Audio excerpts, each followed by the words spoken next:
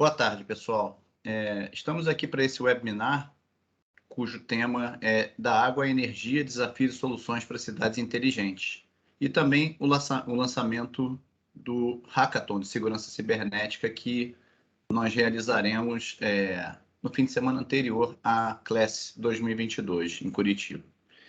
Eu preparei aqui alguns poucos slides e a minha intenção aqui é só introduzir ao tema, tá? E depois deixar os especialistas que aqui se encontram para falarem um pouquinho sobre esse tema.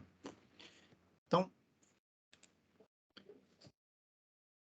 indo ao tema, né? Muito se fala sobre cidades inteligentes, ou seja, cidades onde as infraestruturas críticas são gerenciadas de forma digital, ou seja, energia já com tudo digitalizado, desde a geração até a distribuição. Águas com tudo digitalizado, serviços ao consumidor totalmente digitais, você podendo pedir para desligar sua energia pela internet, verificar consumo, tudo no mundo digital. É a evolução do mundo, não temos como fugir disso, as cidades vão caminhar para esse futuro digital. E vários projetos já despontam, inclusive no Brasil. E nós vamos falar de alguns aqui durante esse webinar. Mas a questão é, cidades inteligentes dependem de infraestruturas críticas cuja segurança é praticamente ignorada. Então, o propósito desse encontro aqui é refletir sobre muito se faz para a digitalização dos serviços, para a digitalização de tudo. Mas será que a segurança cibernética está sendo levada em consideração? O que a gente precisa fazer para que a gente tenha um futuro digital e com eficiência, com ganhos para a população, com infraestruturas mais limpas e tudo funcionando com segurança? Porque segurança cibernética é um pilar fundamental da digitalização. Sem ela, não existe digitalização. Então, vamos discorrer um pouquinho sobre isso. Esse já é um tema importante, já é um tema falado no World Economic Forum. Todos os anos você tem uma fala sobre isso, né? Então, como é que vai ser essa governança da cidade inteligente, onde você tem IoT, robótica, tudo smart meters, smart tudo dentro de uma rede só? Como é que você faz para gerenciar isso tudo e, além de tudo, garantir a segurança, garantir que você não vai ter ataques cibernéticos que consigam comprometer a distribuição de energia, a qualidade da água que se bebe, a logística de transporte de uma cidade e outros? Como fazer isso, né? A cidade de Curitiba, ela já tem um planejamento, inclusive tem um planejamento muito bem feito. Eu deixo aqui meu elogio aos que participaram desse projeto, que se chama Curitiba 2035. Esse projeto ele visa colocar um roadmap da cidade para que ela consiga estar inteligente em várias áreas da gestão pública. São 9 áreas temáticas, né? E várias ondas de implantação de projetos. 2017 a 2020, 2021 a 2027, 2028 a 2035. É um desafio, mas é um belíssimo projeto que mantém Curitiba na vanguarda dos temas interessantes para a população, para o bem-estar da população. O problema desse projeto, não é um problema, na verdade é uma característica, é que ele foi todo desenhado, mas a segurança cibernética não foi considerada em nenhuma das 9 áreas temáticas. A TISAFE, quando tomou conhecimento desse projeto, começou a conversar junto com a FIEP e também com o comitê que desenvolveu esse projeto para fazer uma breve análise de riscos dessas áreas temáticas e aonde que invasões, ataques, hackers poderiam comprometer os serviços, expor a população, alterar a qualidade do serviço à população e até mesmo paralisar os serviços da população nessa Curitiba do futuro. Isso gerou um relatório que foi encaminhado para o comitê e para a FIEP e que, enfim, está sendo avaliado sobre o que vai ser feito. Mas a gente quer antecipar um pouquinho isso, porque apesar dessa Curitiba, apesar de 2035 parecer distante, várias iniciativas já estão sendo tomadas pelas empresas da cidade. Ou seja, a Copel já tem seus projetos, a Sanepar já tem seus projetos, e por isso nós temos pessoas aqui do mais alto gabarito para falar um pouquinho sobre o caminho que essas grandes empresas estão tomando nesse sentido da digitalização dos serviços da cidade de Curitiba. Estamos aqui falando da cidade de Curitiba, mas o Rio de Janeiro tem projetos similares, Campinas tem projetos similares, Salvador tem projetos similares, então o que é falado aqui pode se estender para outras capitais brasileiras. Bom, o que nós da TI Safe queremos deixar para a cidade de Curitiba depois do Class, né? A gente não quer apenas fazer um grande brainstorming aqui e colocar alguns projetos. A gente quer ações. A gente quer projetos que sejam factíveis. Coisas que nós possamos, num segundo momento, colocar na Copel, na Sanepar e em outras empresas da cidade como ações necessárias para preservar esses serviços, para preservar e garantir a segurança cibernética dos serviços e que eles funcionem a contento sem não é possível, mas assim, com um risco muito minimizado, tá? Então, para isso, e eu não vou roubar a fala da Késia, que vai encerrar esse webinar, para isso nós estamos fazendo o Hackathon, tá? Que é uma grande maratona de ideias para que Curitiba seja uma cidade bem segura ciberneticamente. E isso vai ficar como legado do nosso evento para a cidade de Curitiba. A nossa agenda de hoje tem essas minhas boas-vindas, que vão se encerrar agora, e eu vou passar a palavra para o Júlio Omori, da Copel, que vai falar um pouquinho sobre os projetos da Copel nesse sentido. A ideia é que as pessoas entendam um pouco o que a Copel está fazendo para que depois possam, durante o Hackathon, promover soluções de segurança que se encaixem, né, no que está sendo feito. A mesma coisa vai acontecer logo depois com a Tânia, que vai falar. A Tânia não é mais da Sanepar, ela trabalhou durante muitos anos na Sanepar, hoje ela é uma consultora independente, e ela vai falar também sobre projetos de Smart Water. Por fim, a Késia vai entrar falando sobre o Hackathon, sobre a dinâmica do Hackathon e sobre o que vai acontecer nesse final de semana de junho, que antecede o Class. Depois a gente vai abrir para dúvidas. Como eu escrevi no chat, eu queria pedir a todos que não interrompam colocando dúvidas durante as falas, para a gente poder seguir esses tempos que estão aqui. E vão escrevendo suas dúvidas no chat. Ao final das falas, nós vamos responder as dúvidas o tanto quanto for possível no tempo planejado. E as outras depois a gente vai responder por e-mail. Ok?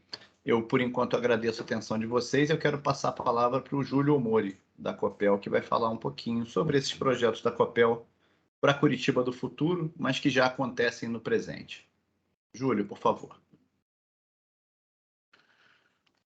Bom, primeiro, queria agradecer aí a oportunidade de estar compartilhando um pouquinho de informações aí com relação aos projetos e a nossa visão aqui da Copel da digitalização, né, que traz tantos benefícios, mas traz pontos de atenção, como, por exemplo, o que o Marcelo já comentou aí, envolvendo a segurança cibernética.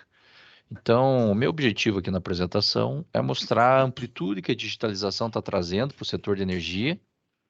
É um segmento que, nas suas várias cadeias, possui uma característica muito forte de missão crítica, né? De atendimento aí a requisitos muito rígidos, né? Em termos aí de prestação de serviço, né? Um produto bastante periculoso e que cada vez mais a gente tem aí necessidade de utilização de energia de qualidade.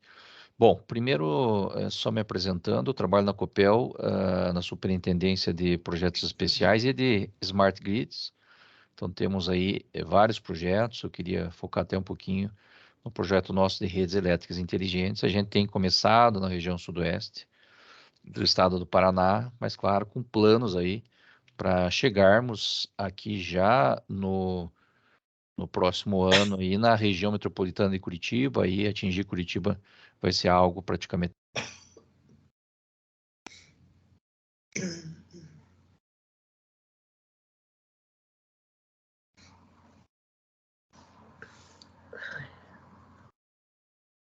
Júlio, você tá no mudo. Você Opa, acho que eu coloquei aqui no tab, né? Voltou, né, agora? Ok. Então, o nosso setor de energia, ele tá em plena transformação por dois elementos muito importantes, né? Principalmente aí com o conceito dos recursos energéticos distribuídos, que tem o poder de transformar essa cadeia de geração, transmissão e distribuição consumo em algo onde a gente vai ter ali a inserção de geração distribuída renovável, né? Uma questão aí forte de sustentabilidade, de ESG, uma discussão aí realmente de contribuição para que a gente tenha um sistema mais eficiente, e também para o lado do consumidor, tá? Então, é um mundo muito complexo que está se desenhando, principalmente pela entrada de novos elementos.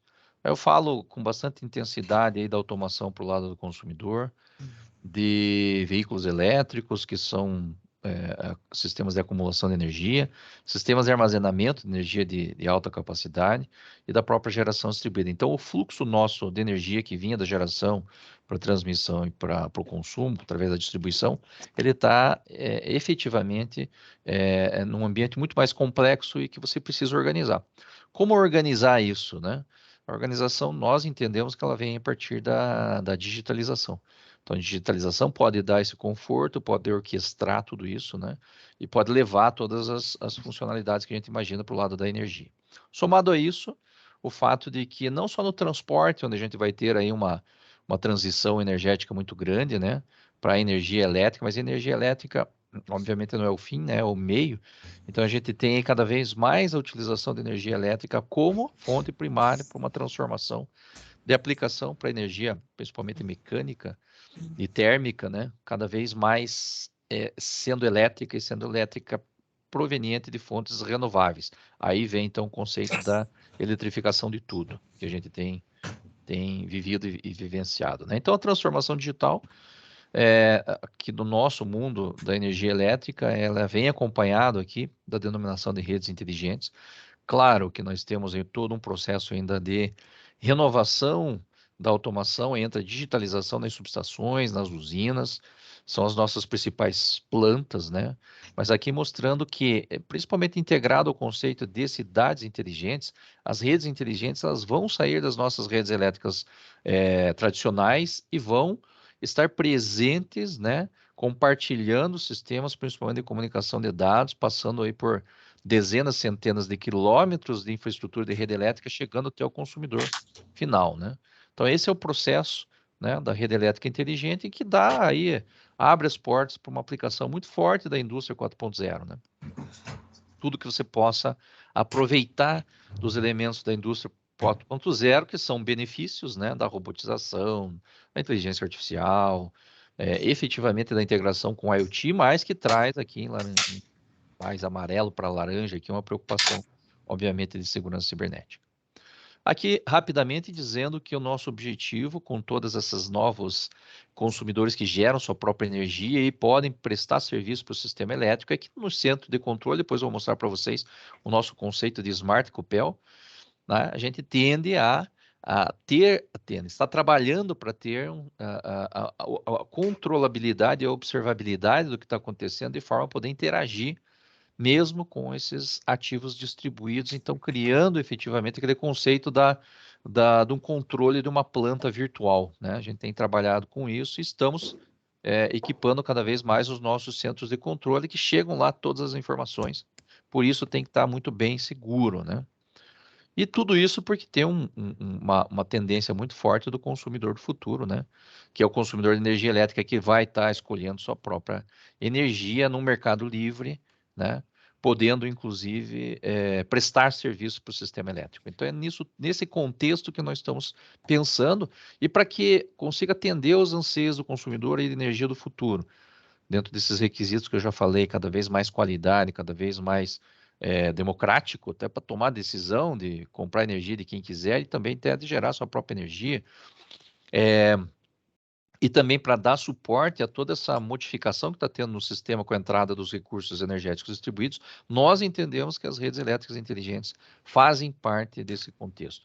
Claro, com a estrutura que a gente está pensando, né, nas nossas redes, que é sair dos sistemas onde a gente já tem um alto nível de digitalização das usinas, grandes subestações, né? E alguns pontos da rede hoje já são monitorados, os principais chaves, os principais consumidores, né? Tem todo um caminho, né, da nossa planta ainda a ser iluminado, né? A gente pretende fazer isso dentro do nosso projeto, indo até os medidores inteligentes, passando por sistemas de comunicação, num ponto onde a gente consiga, então, chegar.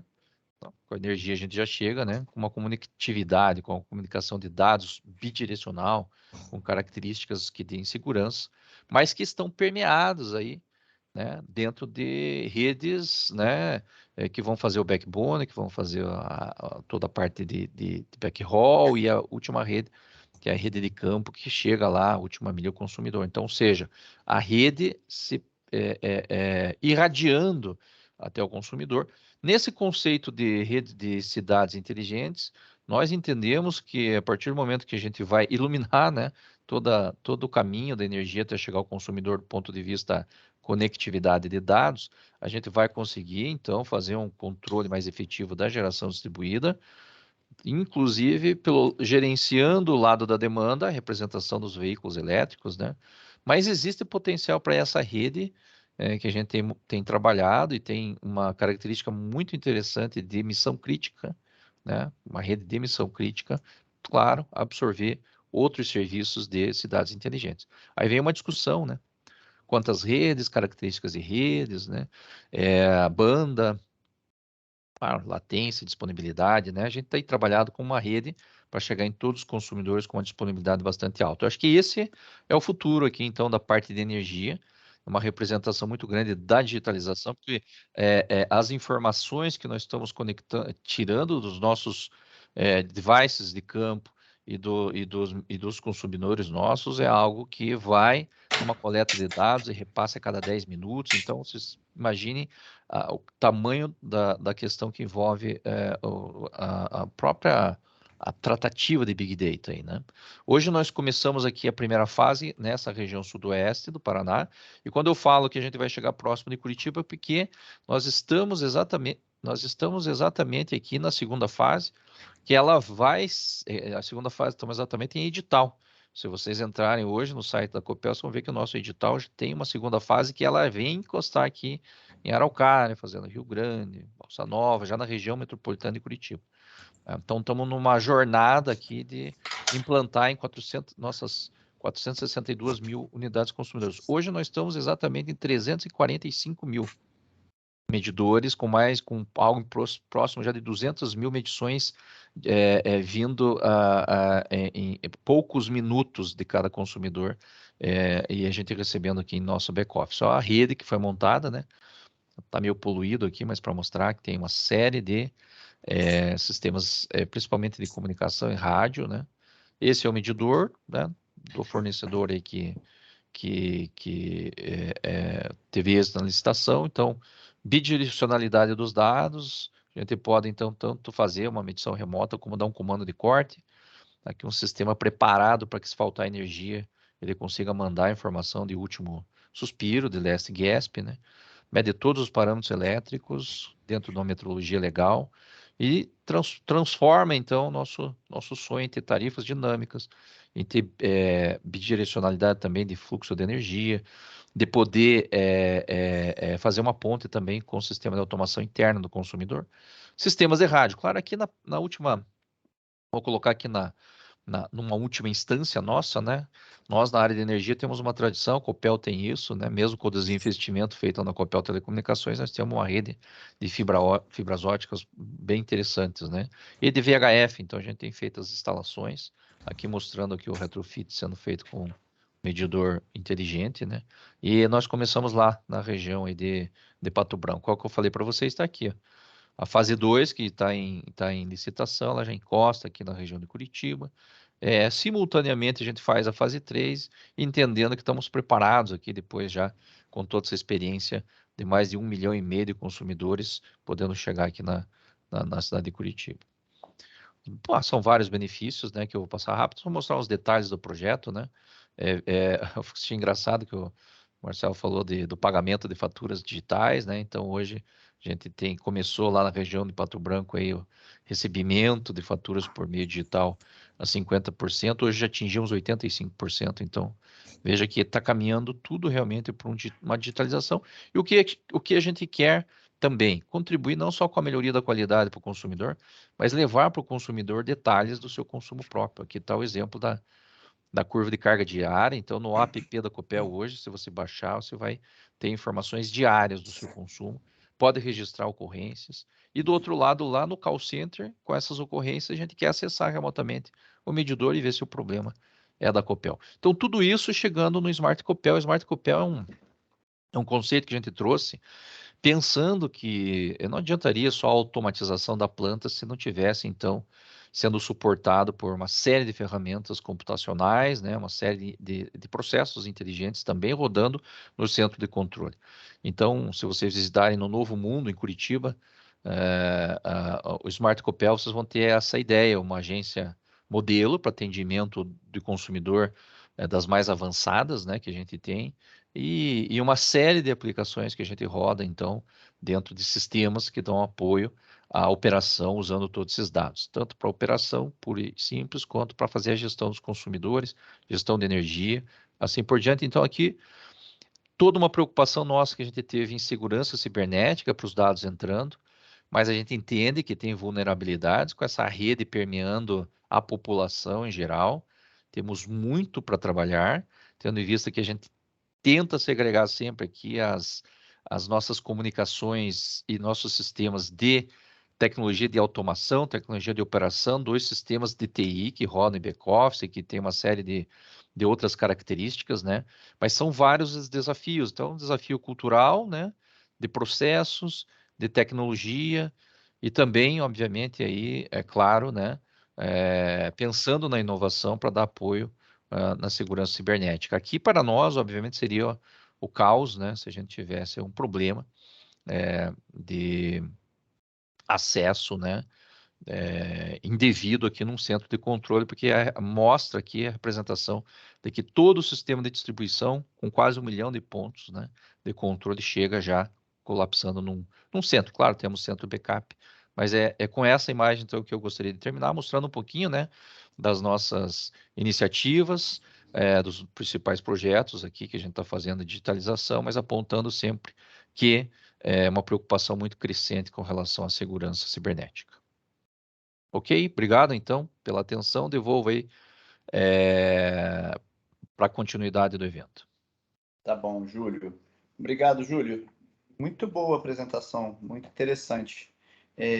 Eu, antes de passar a palavra para a Tânia, eu queria fazer alguns comentários, são apenas comentários, tá? Eu ainda não estou provocando discussões, mas apenas de observação em sistemas de smart grid, até de outros países que eu já vi em funcionamento. Em primeiro lugar, parabéns à Copel, um projeto brilhante de uma abrangência gigante, que me faz ter muito orgulho, inclusive.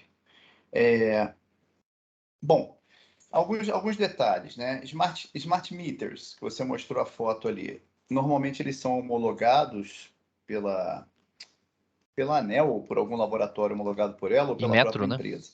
Pela Inmetro, perdão, Inmetro. obrigado. Mas existem vários cases de invasão e adulteração de dados em smart meters. Tanto fora do Brasil, inclusive, isso aí provoca ganho de dinheiro, né? Tem alguns países em que você gera energia na tua casa E, por exemplo, aqui no Rio de Janeiro, eu mesmo tenho uma planta na minha casa, planta solar. Toda a energia que eu gero, eu vendo ela para a Light e a Light me devolve em forma de energia. Se eu gerar mais do que eu consumo, isso gera lá um crédito na Light. Em outros países, esse crédito é dinheiro. Então, eu gerei muito, eu ganho dinheiro. Isso tudo é digital também. Então, a gente já teve ataques cibernéticos que, alterando seu fornecimento, você ganhava uma fortuna. Isso aconteceu em vários estados americanos e acontece. Esse é um primeiro ponto. Não estou dizendo que isso vai acontecer com a Copel nem nada disso. Tem um segundo ponto. Por exemplo, você tendo esse perfil de consumo de energia elétrica, tem gangues, né, que conseguem ver exatamente o horário que você está em casa e que você não está em casa. E aí usam isso para assaltar a tua casa. Primeiro problema. Segundo problema, júris em alguns países já usaram isso em consideração. Tipo, olha aqui, nesse perfil de energia aqui, você consegue chegar à sofisticação de saber se o cara ligou um chuveiro elétrico, ligou um ferro elétrico, ligou um micro-ondas. Existem softwares para analisar isso. E você consegue usar isso em júri como álibi para crimes ou não. Isso também já aconteceu, mas isso também fere a Constituição de vários países no direito ao sigilo das pessoas. Então, isso também é um fórum de discussão interessante. Você usar essas informações de energia para traçar uma linha base da vida do cara. E depois você usufruir disso. Tem isso, ainda tem outro ponto, que é o ponto do consumidor. Em vários países você tem aplicativos da distribuidora de energia elétrica, aonde, por exemplo, o consumidor vai viajar, aí ele consegue desativar a luz da casa dele por 15 dias. Ele fala, vou voltar dia tal. Aí, por ali, ele habilita para religar a luz e desligar a luz. E isso aí, uma brecha usada por hackers para fazer blackouts na casa de pessoas, em bairros, em regiões inteiras, explorando deficiências das redes. São apenas alguns pontos que me vieram à cabeça aqui sobre projetos com perfil similar a esse da Copel, que seriam interessantes de ser abordados no Hackathon. Mas eu não quero discutir isso, para isso que a gente está fazendo esse grande brainstorming de ideias. Eu queria passar aqui agora para a Tânia, que vai falar sobre o que é Smart Water, né? Como é que são esses projetos de águas e saneamento para o futuro num conceito de cidades digitais. Tânia, fique à vontade quando você quiser.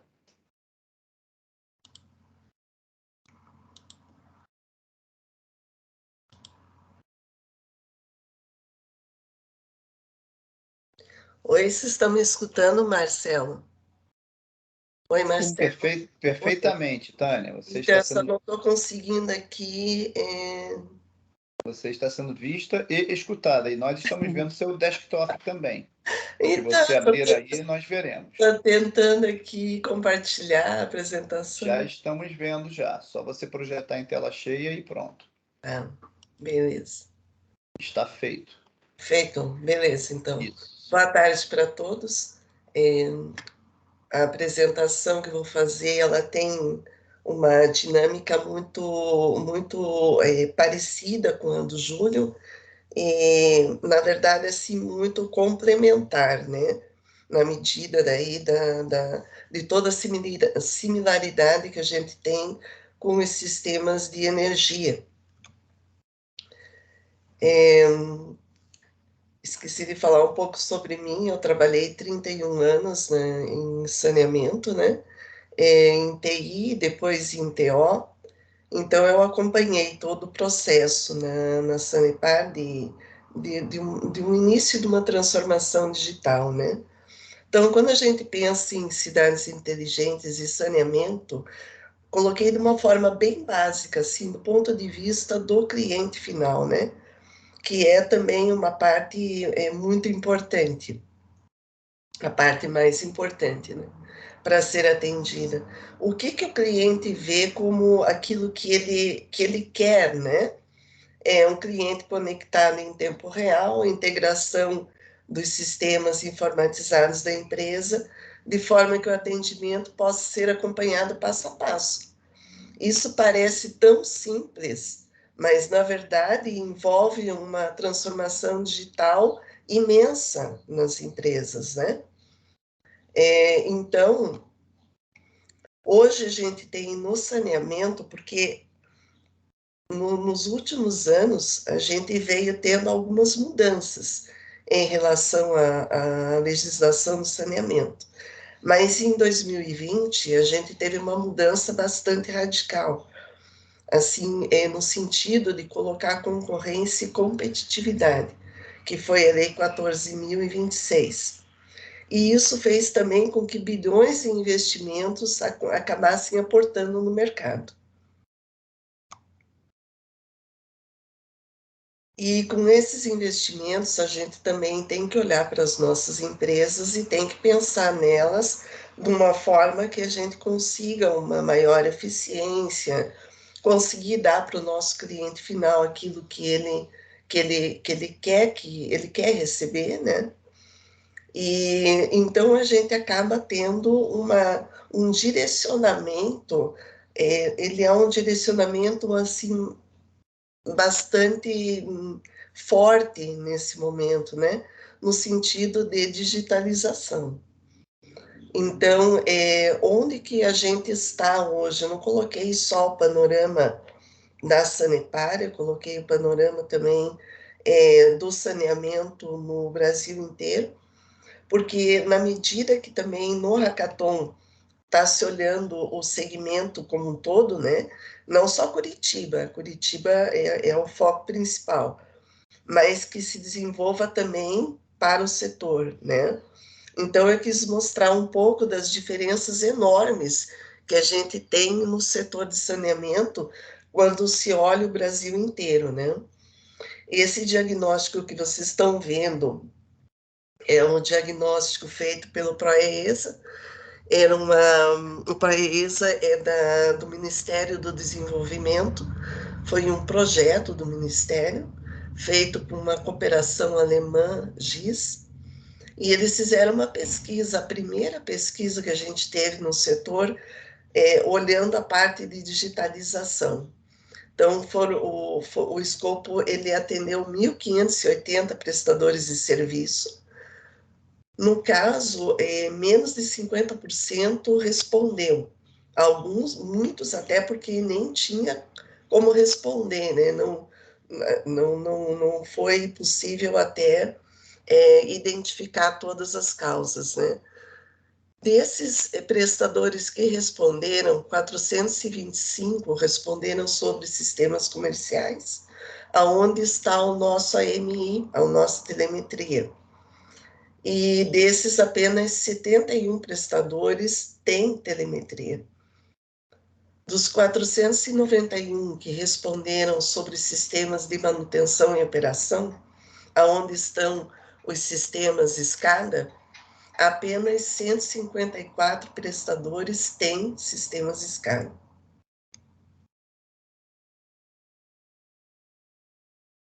Essa pesquisa ela foi feita com base em 9 grandes sistemas que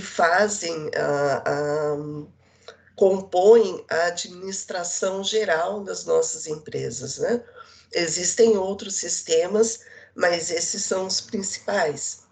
O SIG, né, de informações geográficas, o sistema de gestão laboratorial, sistema de suporte à operação, gestão de energia, manutenção de equipamentos e infraestrutura, gestão de clientes, contact center, administrativo financeiro e gestão de frotas.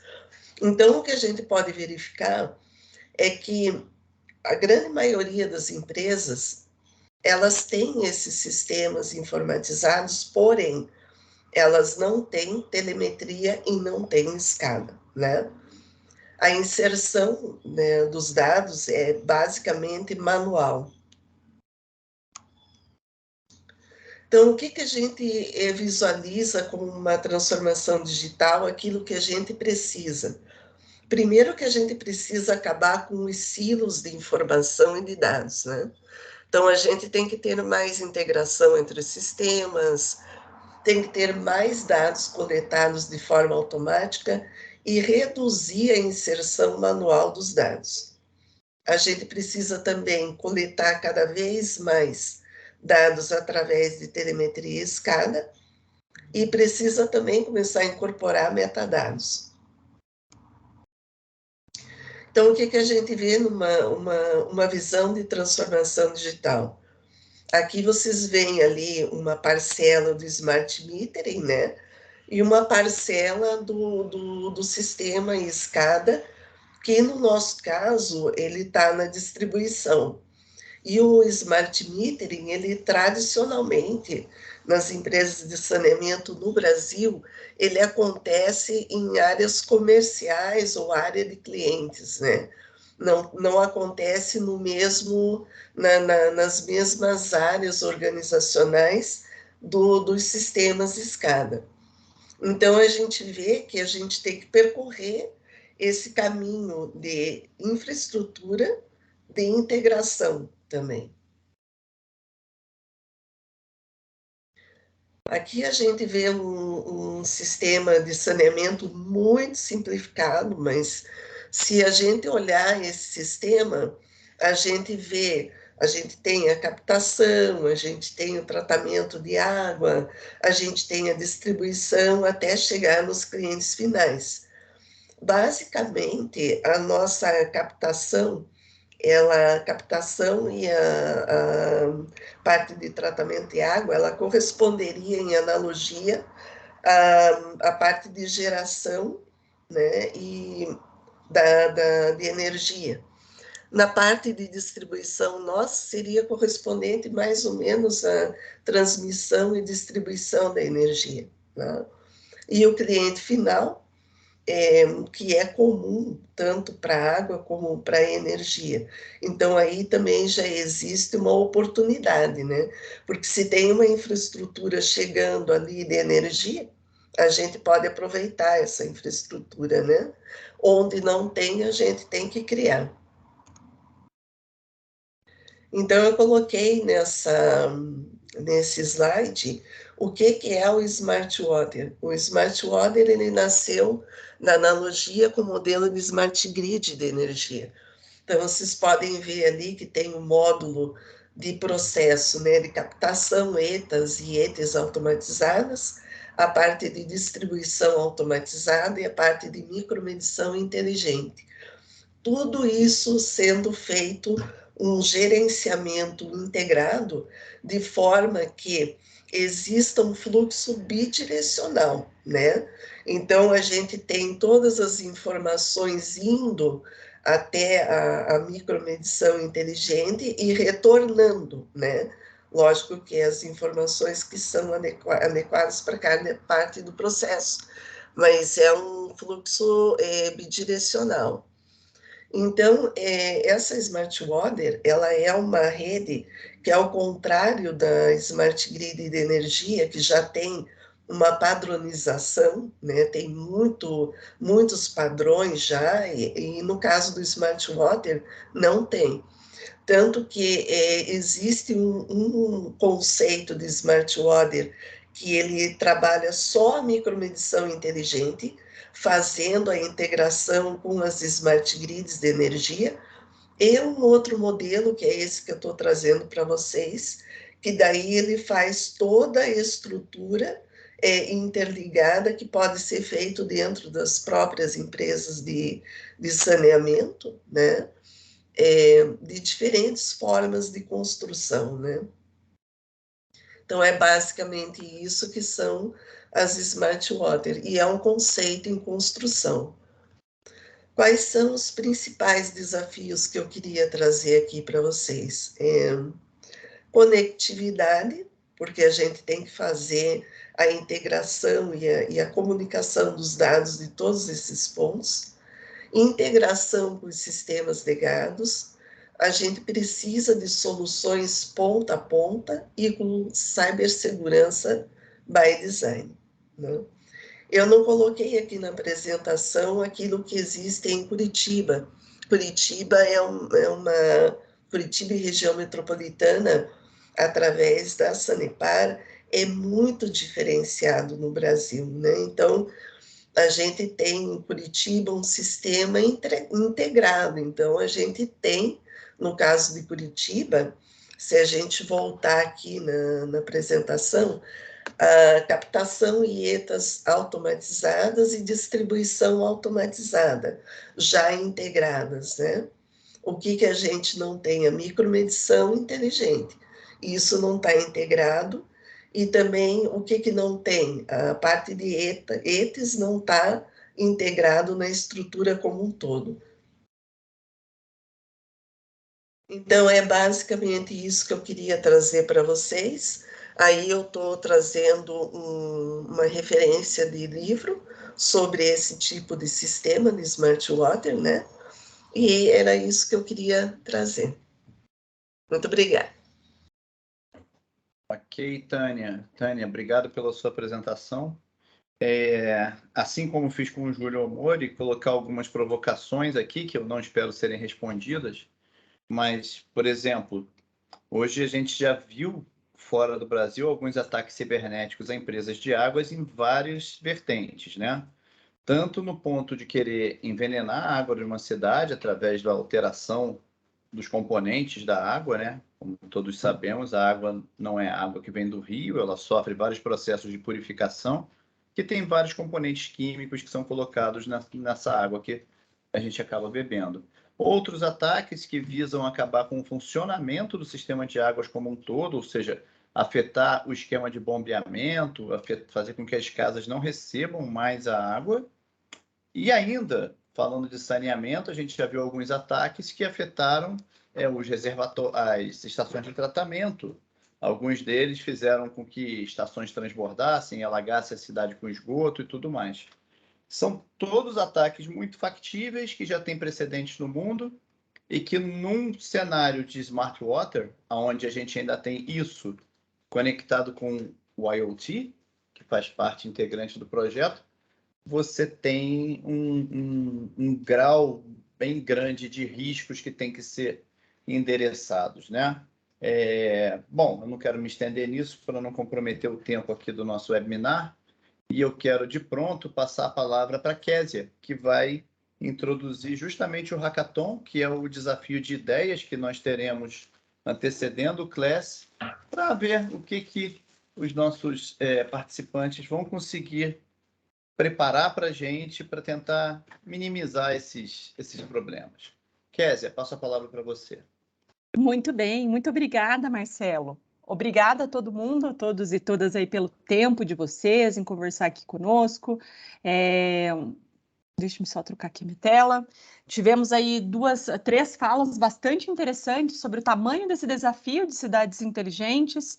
Eu anotei aqui algumas coisas, como o Júlio ali falando sobre o grande desafio que a Copel tem mesmo aqui no Paraná, de ter essa integração do projeto ali de redes inteligentes, a possibilidade, o desejo de integrar, então, para todas as mais de 400 mil unidades consumidoras e ter essa atualização de dados a cada 10 minutos. Então, o tamanho de informações mesmo de Big Data que tudo isso deve gerar. A Tânia também falando aqui sobre Smartwatch, um volume de unidades das redes integradas, esse sistema que nós temos ali para esse abastecimento de água também. Então, eu quero trazer, acho que o que eles trouxeram, estamos falando apenas ainda de água e energia, mas há tantas outras desafios dentro dessas cidades inteligentes, como cibersegurança, e eu vou me estender mais adiante. Mas o meu objetivo aqui, espero que essas informações iniciais ali tenham trazido para você já ideias, várias ideias, e eu quero falar a partir desse momento sobre alguma oportunidade de trazer essas ideias e prototipar essas ideias nessa maratona de inovação, que é o Hackathon TI Safe, que vai acontecer, então, aqui na cidade de Curitiba. É um evento que vai acontecer entre os dias 24 a 26 de junho desse ano, que tem como objetivo trazer, então, que equipes inovadoras possam trazer e prototipar ideias para cidades inteligentes e ser também um aquecimento para o Class 2022, que vai acontecer logo depois do Hackathon, aqui mesmo em Curitiba. Mas falando sobre o Hackathon, quem é Ou falando de mim também, eu sou uma das consultoras aqui do Habitat Senai, então quero falar sobre o Habitat Senai a fim de explicar por que nós chegamos aqui. Nós somos uma unidade de negócio do Senai, do Senai Paraná, que existe desde 2008, que tem como objetivo desenvolver consultorias e programas de inovação junto das empresas. Durante esse período, nós já atendemos desde startups a empresas transnacionais, nacionais, empresas estrangeiras, cooperativas, indústrias. Já desenvolvemos mais de 25 programas de inovação com empresas. Nós temos uma aceleradora de startups que por aqui já passaram mais de 50 startups. Também conectamos essas startups a empresas que querem inovar de forma aberta, ou seja, não apenas dentro da empresa. Fizemos mais de 13 programas de inovação aberta. E, como exemplo, o Hackathon é uma modalidade que algumas empresas também se utilizam para fazer essa inovação aberta. O que significa isso? Captar ideias da comunidade, de possíveis consumidores, fornecedores, e prototipar, por meio de uma maratona mesmo, tangibilizar essas ideias. Conectamos também startups com corporações, já captamos também recursos, mais de 200 milhões de reais nesse período. Mas falando então sobre o Hackathon nesse momento, então nós estamos organizando essa maratona em nome da TaySafe. A TaySafe é a realizadora, está trazendo isso para a nossa comunidade. Ele é um hackathon que vai acontecer de forma presencial. Essa é uma das nossas únicas ações que faremos online aqui, que é esse webinar para lançar essa ideia e lançar esse evento, na verdade, termos essa participação aí de vocês.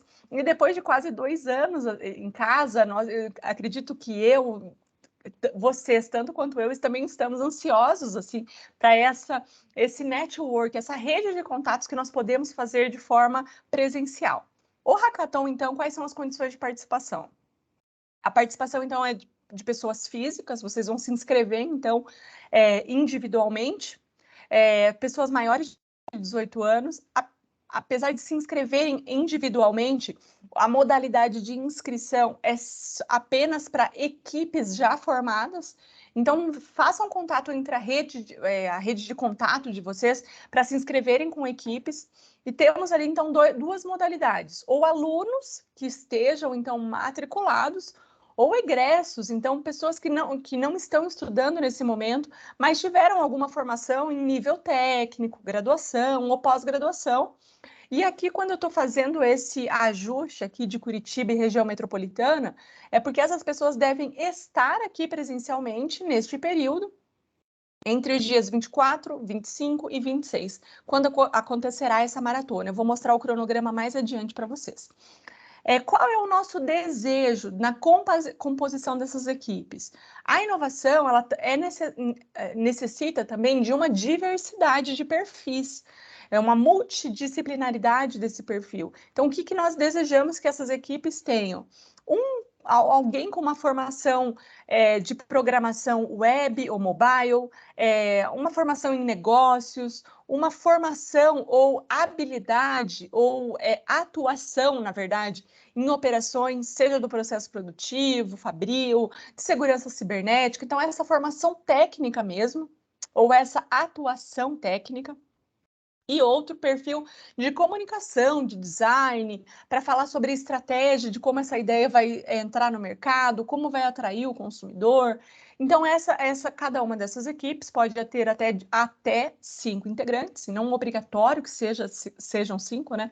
Mas até 5 integrantes, e cada uma das equipes deve ter essa composição, pelo menos um integrante de cada um desses perfis, ou responsáveis por essa atividade ali da tarefa. Qual é o desafio? Então, o desafio central do Hackathon é como proteger cidades inteligentes de ataques cibernéticos. Dentro disso, nós falamos, então, aqui sobre algumas áreas de aplicação.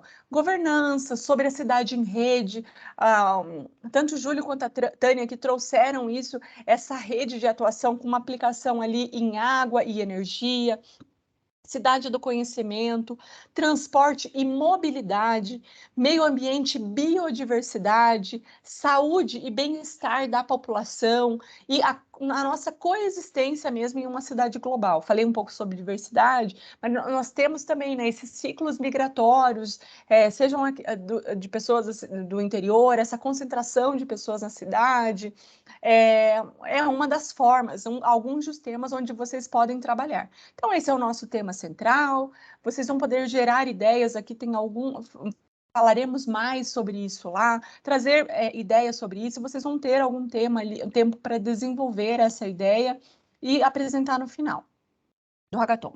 O hackathon, então, ele tem essas 3 etapas: a pré-inscrição, a seleção, a confirmação dos participantes e o hackathon mesmo. Então, a pré-inscrição, que significa? Eu falei sobre alguns requisitos ali no início.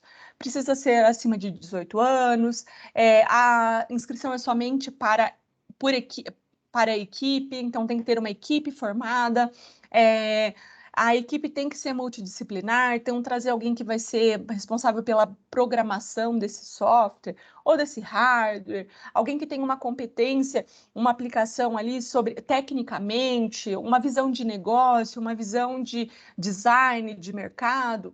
Então, esses são os requisitos. A página do Hackathon está aqui na tela, então é o class.tisafe.com/hackathon.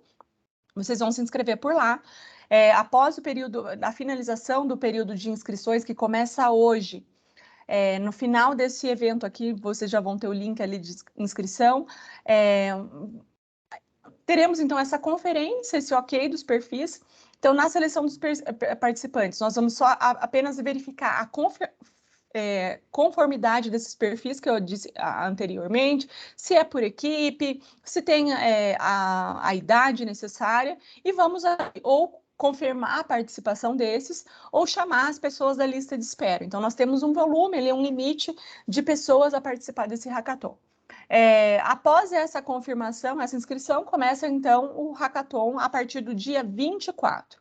O cronograma do hackathon é esse que eu estou trazendo aqui na tela.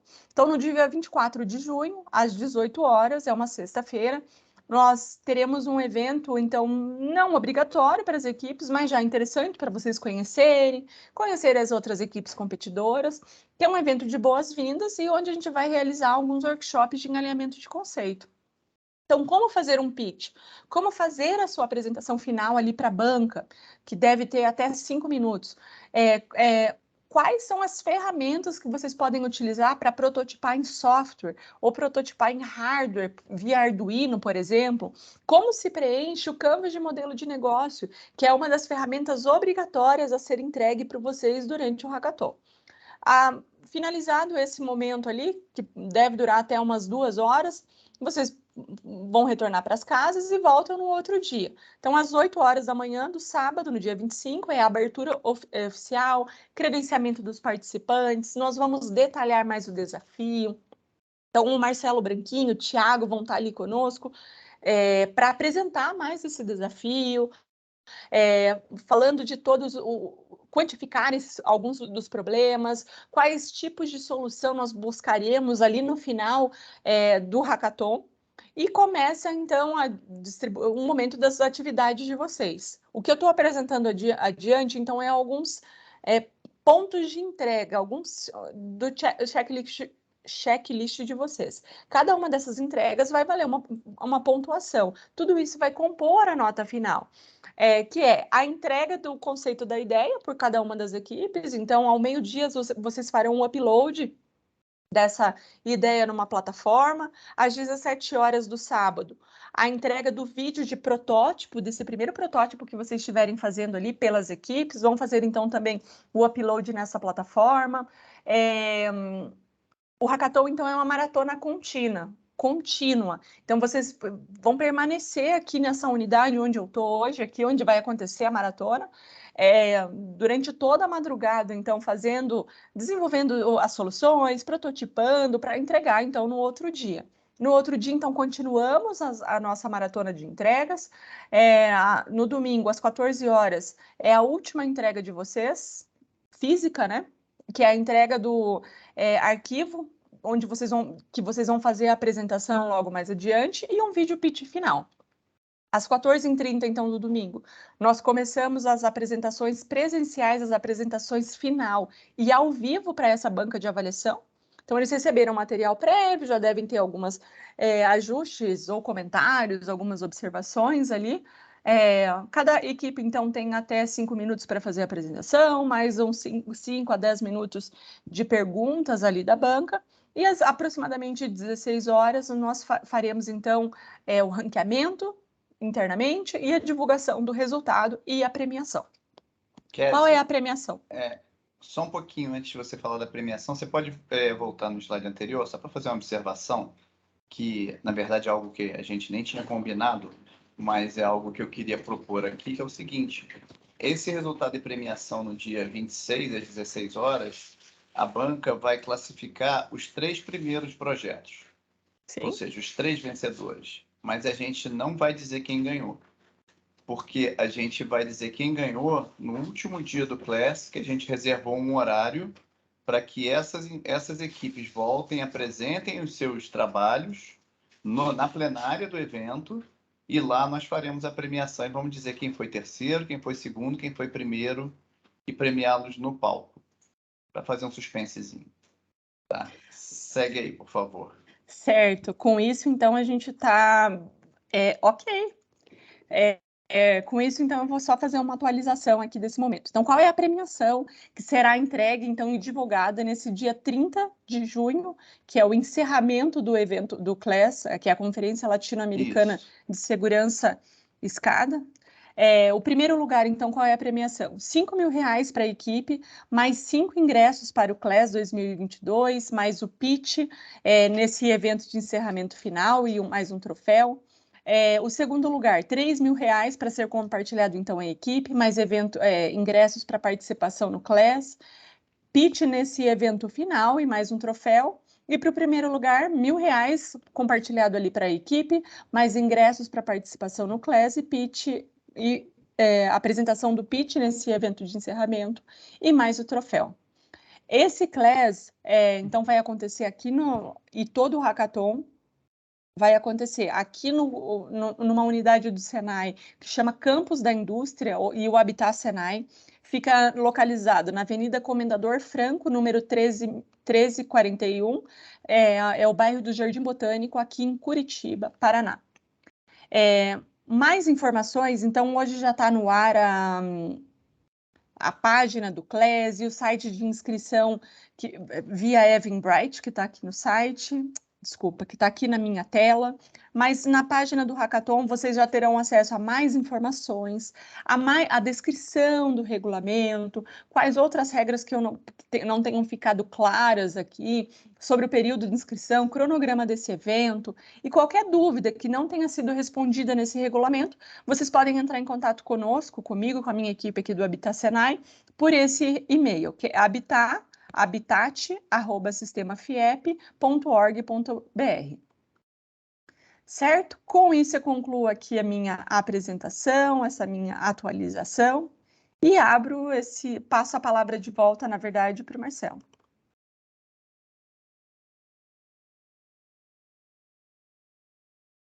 Com o microfone fechado, Marcelo.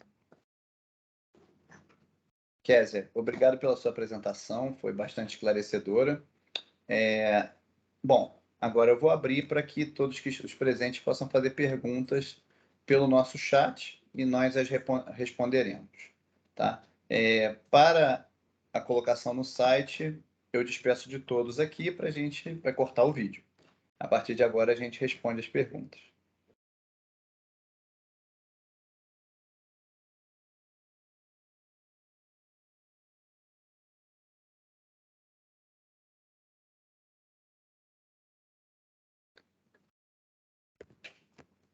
Aqui, ó, uma pergunta interessante.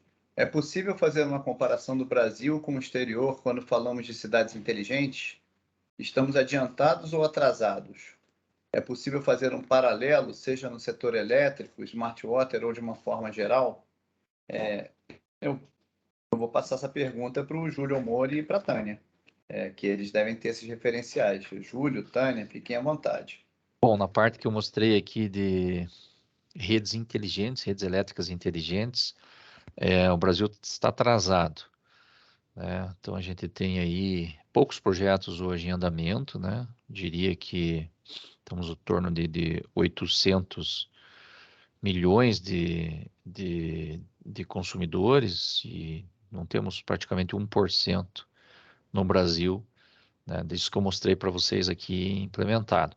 Enquanto que nos Estados Unidos, 55%, o Japão já quase chegando à sua totalidade, a Europa, que também tem uma rede subterrânea, tem uma situação mais controlada, né, menos necessidade de fazer automação até o final, também já está se aproximando aí de 50%, China, Índia também, e por incrível que pareça, Uruguai, Chile, Colômbia já tem planos para até 2030 ter a rede completamente coberta, né? Então, só para dar uma noção, a dificuldade do Brasil é que na questão do sistema elétrico, né, que envolve, acho que mais as distribuidoras de energia nesse momento, para a integração com as cidades inteligentes, aqui nós temos uma regulamentação única para o Brasil inteiro, mas com condições diferentes regionais, né?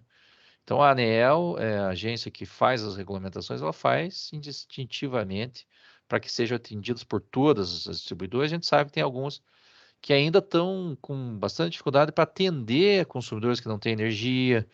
Então, tem, entre outras coisas mais, ou seja, existe uma certa disparidade, né, e a regulamentação tem que ser única. Então, eu diria que não por uma questão até mesmo de que a nossa agência não esteja se movimentando, mas a nossa conjuntura é diferente, só fazendo uma comparação com os Estados Unidos, onde cada estado tem sua regulamentação, né? Então, obviamente que tem estados como a Califórnia aí que estão bem mais, vamos dizer assim, arrojados na questão aí da energia inteligente em comparação a outros, né? Mas só para ter uma ideia do panorama, né? E dos mercados aí que eu acabei comentando.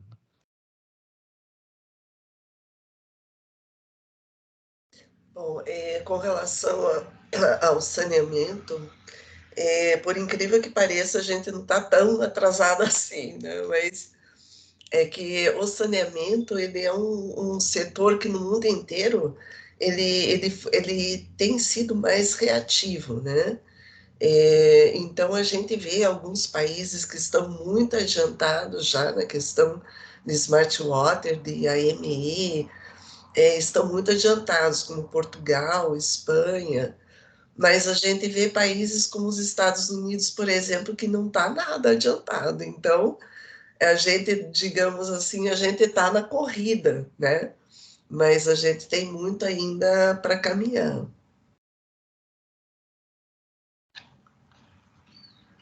Ok, vamos ver aqui se tem mais outras perguntas. Não, só tem aqui o Lincoln compartilhando o link de inscrição do Hackathon, né, que a Kézia comentou. Então, eles Mas eu quero fazer uma, então. Então, diga, Kézia.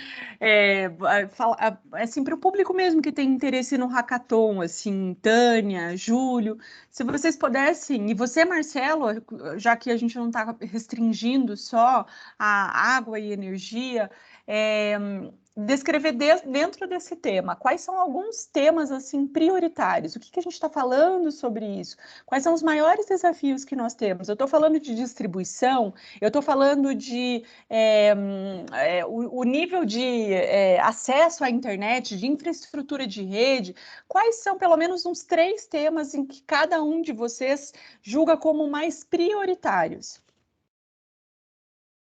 Que pode ser um esquenta assim, para as equipes do Hackathon. Vou começar então. Não sei. Bom, vou chamar alguém, se alguém já pensou. Tânia, o que você acha para você? Bom, o tema mais prioritário, eu acho que é a micromedição e a macromedição também. Fazer a micromedição inteligente e a macromedição inteligente são temas que eles estão na prioridade zero, assim, né? Porque tem um envolvimento muito direto com perdas. Depois também tem a questão da automação na distribuição por causa da eficiência energética. Então, você pega 2 grandes problemas do saneamento, que são o problema de perdas e o problema da eficiência energética, que é o segundo maior gasto que a gente tem, né? Maior custo que nós temos. Então, eu vejo esses são os temas principais, porque a gente também tem que ver o seguinte, até a gente chegar numa rede inteligente, e eu digo assim, numa cidade inteligente, uma cidade conectada, uma cidade em rede, envolve uma infraestrutura inteira que esteja em comunicação, né? Integrada. Porque na medida que você tem infraestruturas diferentes, sendo usadas por empresas diferentes, setores diferentes, sempre vai haver questões de segurança, questões de integração que tem que ser tratadas, né? Até a gente chegar nisso, porque cada um tem um compasso, né? Os recursos financeiros, eles não são, eles não são disponibilizados na mesma medida, por exemplo, que no setor de energia e no setor de saneamento. A parte de padrões e regulamentações também é diferente, tem um compasso diferente. Então, aquilo que não pode ser feito hoje de forma em cooperação, a gente tem que fazer para atender as nossas demandas no primeiro momento. Nesse caso, toda solução que é dada para nós, eu vejo assim a importância que tenha em mente a interoperabilidade com aquilo que se tem, antigo e que está rodando, e a parte de segurança, porque você pode até implementar uma solução hoje, mas ela tem sobrevida se ela tiver esses dois aspectos, né? Tá? Obrigada, Tânia. Eu vi que o carro do sonho está passando aí por alguma casa aí. E você, Júlio, o que você acha da Copel? Daí o Marcelo fala dele e acho que a gente encerra. Não, acho que é questão da fraude, né? A gente tem uma preocupação muito grande. Hoje, a fraude na sua medição, a adulteração do seu consumo, né? Existe uma indústria nesse sentido física ainda, porque tem muitos medidores ainda eletromecânicos, né? Medidores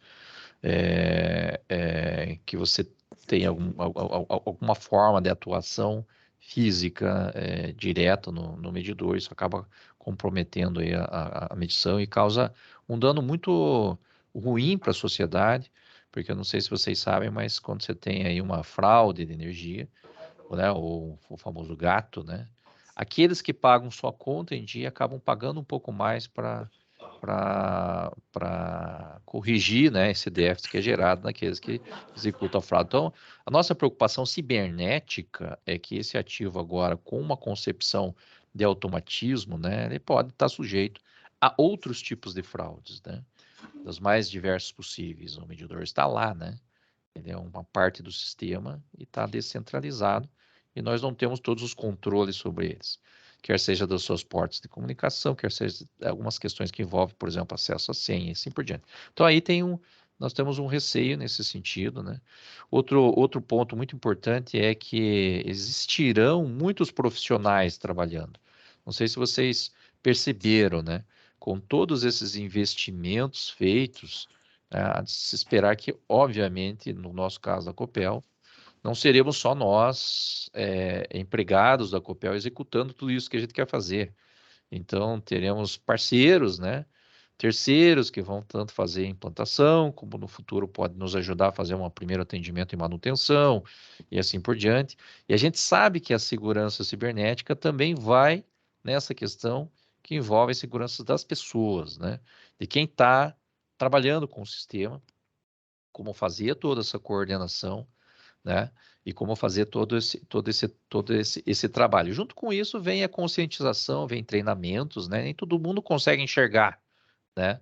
Aquela questão, aquela máxima que ignorância é uma benção, né? Você não está conseguindo enxergar, né, o risco, então está tudo bem, né? A partir do momento que você começa a pensar em enxergar o risco, e esse pensar em enxergar o risco faz parte de um grande plano de conscientização, onde todo mundo tem que estar respirando isso, quer seja nos contratos, quer seja nos procedimentos, né? Nós temos uma grande dificuldade nesse sentido. Mas eu coloco aqui também a tecnologia, né? Falando de hackathon, falando de a tecnologia que você pode estar utilizando para os bloqueios de sistemas que são descentralizados. Perceberam, né? que aí tem uma descentralização, depois ele é semi-centralizado e centralizado. Tem várias formas de você tentar colocar barreiras, né?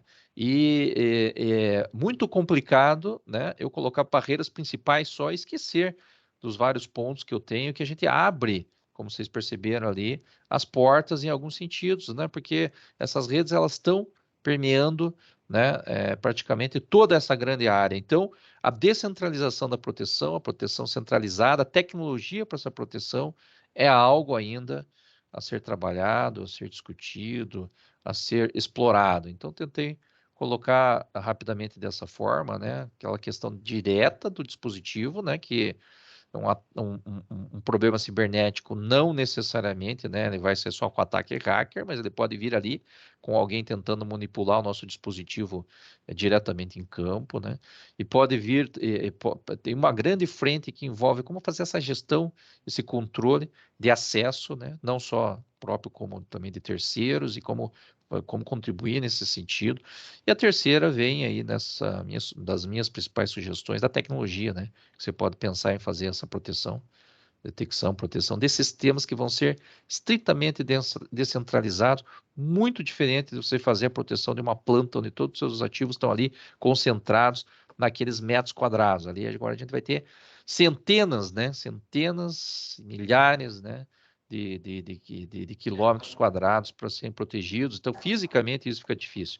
Então, registro aqui a minha resposta, né, das prioridades, né? Acho que tem um mundo a ser explorado. Tá. Só para acrescentar o que vocês já colocaram, e até pegando um pouquinho da resposta do Júlio, quando você acrescenta a IoT, a rede de automação que já existem, você acaba com aquele conceito de perímetro da rede, porque a tua rede não está mais contida dentro do centro de controle da Copel ou da Sanepar ou dentro da subestação. Ela está em todo lugar, desde a casa do consumidor até o centro de distribuição, porque ela está na mesma rede. Você tem uma vulnerabilidade global e não mais uma coisa contida num perímetro. E isso aumenta muito, não só o nível de exposição da empresa e do sistema como um todo, mas também a dificuldade de você proteger todo esse sistema. Tá? Isso enfim, é um dos temas do Hackathon. Apenas para encerrar, uma última pergunta, porque faltam 2 minutinhos para estourar o nosso tempo, mas é uma pergunta interessante que eu vou repassar de pronto. A pergunta é a seguinte: hoje os fornecedores dos medidores inteligentes e outros equipamentos IoT para infraestruturas críticas estão em conformidade com os riscos ou seguem padrões de segurança cibernética? Cláudio, acredito que você já tenha tido essa experiência lá com o Inmetro, né? Acho que a pergunta melhor seria: a homologação do Inmetro garante que os smart meters, por exemplo, são seguros e não vão ser fraudados, e que o esquema em que eles estão sendo implementados pela Copel vai funcionar 100% seguro? Então, muito boa pergunta, eu acho que são os pontos aí que a gente enxerga com possíveis vulnerabilidades. Eu diria o seguinte, que ainda não está na nossa cultura, dentro de uma especificação técnica plena, quando você vai estar trabalhando no sistema, em pensar em todas as dimensões da segurança. Tá? Esse claro, é outro desafio que a gente tem. Nós vamos percebendo, obviamente, os movimentos e vamos tentando aprimorar, né? Então, eu diria o seguinte, que com relação a não só o medidor, mas quando a gente fala sobre a automação, né, é a infraestrutura avançada de medição, né? O medidor é parte desse sistema de telemetria bidirecional, né, de automação da medição bidirecional, onde efetivamente tem outros componentes ali envolvidos. O que é a nossa experiência? Normalmente, os fornecedores têm condições de criar vários níveis distintos de proteção contra a cibersegurança. Mas você precisa ter essa preocupação da especificação. Se você não tiver preocupação nenhuma, obviamente, que tem um custo de rede para você trabalhar, tem um custo, obviamente, de pacotes de serviços que podem ser implementados e que efetivamente não são se você não tiver essa preocupação, né? Então, eu diria assim, com relação à metrologia, a gente está caminhando, né? Com todos os protocolos feitos hoje, a gente imagina que dá uma condição de mitigação de risco quando o fornecedor segue, né? Agora tem uma série de outras normas que a gente não tem ambiente nacional ainda, ser incorporada, obviamente, para que você conseguisse ter mais robustez dentro do processo, né? Não colocaria só o medidor daí, colocaria toda a questão do medidor comunicando, suas interfaces, né? E até a entrega desse dado ali depois em ambiente de back-office, né? Tudo isso é um processo onde tem vários pontos com vulnerabilidades. Então, eu acho que o dever de casa, né, a grande preocupação é justamente isso. Quais são as regulamentações? Hoje a gente ainda já acaba tendo que citar várias normas internacionais, né?